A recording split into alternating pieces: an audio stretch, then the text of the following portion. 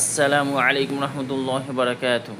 আলহামদুলিল্লাহি রব্বিল আলামিন ওয়াসসালাতু ওয়াসসালামু আলা রাসূলিল কারীম ওয়া আলা আলিহি ওয়া সাহবিহি আজমাইন, আম্মা বা'দ। আলহামদুলিল্লাহ সুম্মা আলহামদুলিল্লাহ। আল্লাহর অশেষ রহমতে আমরা আমাদের ধারাবাহিক মাসিক গ্রন্থপাঠ প্রতিযোগিতার 2026 এপ্রিল মাসের প্রতিযোগিতা শেষ করেছি আলহামদুলিল্লাহ। মার্চ এবং এপ্রিল মাসে আমাদের প্রতিযোগিতার বিষয় ছিল অধিকাংশ লোক আল্লাহর প্রতি ঈমান আনা সত্ত্বেও মুশরিক। বর্তমানে আমাদের সমাজে অধিকাংশ মানুষ নিজেদেরকে মুসলিম দাবি করে, পক্ষান্তরে তারা কথায়, কাজে এবং বিশ্বাসে শিরক করে বসে আছে। এই বইয়ে আমরা সেই বিষয়গুলো দেখেছি এবং পড়েছি এবং জানার চেষ্টা করেছি, জানানোর চেষ্টা করেছি আলহামদুলিল্লাহ। আমরা এই রকম ধারাবাহিক বিভিন্ন বই থেকে প্রতিযোগিতা করে থাকি। আমরা প্রত্যেক মাসের ন্যায় এই মাসেও প্রতিযোগিতার জন্য সামান্য কিছু পুরস্কারের ব্যবস্থা রেখেছি, যা ইসলামিক বই। এ মাসে সর্বোচ্চ প্রথম উত্তর প্রদান করেছেন পুরুষ গ্রুপের পক্ষ থেকে মোস্তাকিন আলম।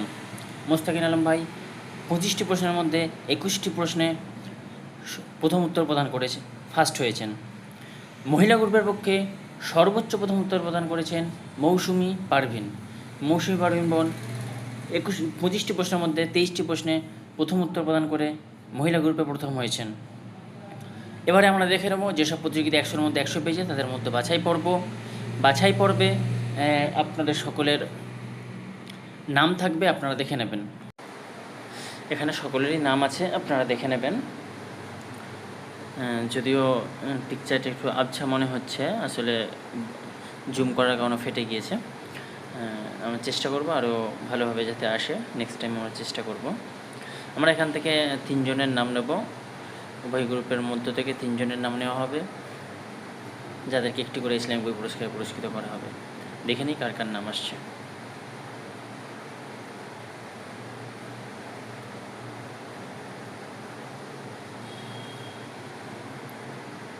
রায়হানা সুলতানা বোনকে একটি ইসলামিক বই পুরস্কারে পুরস্কৃত করা হবে, কিন্তু উনি ইতিপূর্বে আমাদের ফাউন্ডেশন থেকে 2বার পুরস্কার পেয়েছেন, ইতিপূর্বে মানে এই বছর নয়, এর আগে।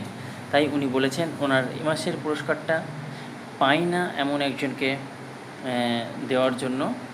তো আমরা আজকে যারা আরও 100-এর মধ্যে 100 পেয়েছে তাদের মধ্যে লটারি করে আরেকজনকে পুরস্কারটা বাড়িয়ে দেবো।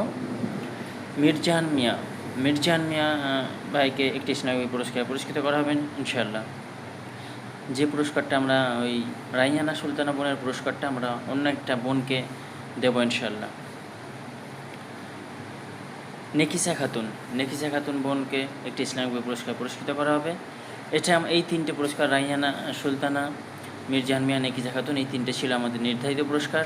এখন যার নাম আসবে তাকে আমরা রাইহানা সুলতানার পুরস্কারটা তাকে পুরস্কৃত করবো ইনশাআল্লাহ।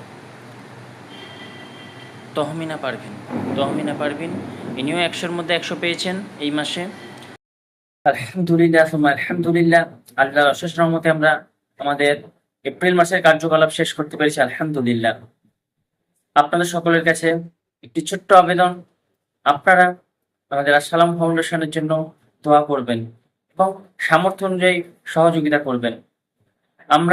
আপনারা জানেন বিগত রমজান মাসে আমরা রমজানের শুরুতে ইফতার এবং রমজানের শেষে আমরা ঈদের জন্য সাময়িক চাকরি সামগ্রী বিতরণ করা দুস্থ মানুষের মাঝে বিতরণ করেছি। ইনশাল্লাহ আমরা ঈদুল আজহাতেও দুস্থ মানুষের মাঝে কিছু বিতরণ করার পরিকল্পনা নিয়েছি। আপনারা আমাদের পাশে থাকবেন, আমাদের সাথে থাকবেন, আমাদেরকে আর্থিকভাবে সহযোগিতা করবেন এবং আমাদের যে কর্জে হাসানা প্রকল্প আছে, এই কর্জে হাসানা প্রকল্প থেকে আলহামদুলিল্লাহ আল্লাহর অশেষ রহমতে অনেক দিনই ভাই ও বোন উপকৃত হচ্ছে। সারা পশ্চিমবঙ্গ জুড়ে আমাদের এই কর্জে হাসানা প্রকল্প চলছে। এই কর্জে হাসানা প্রকল্প আরো বেশি মানুষকে কর্জ দেওয়ার জন্য অনেক আর্থিক প্রয়োজন।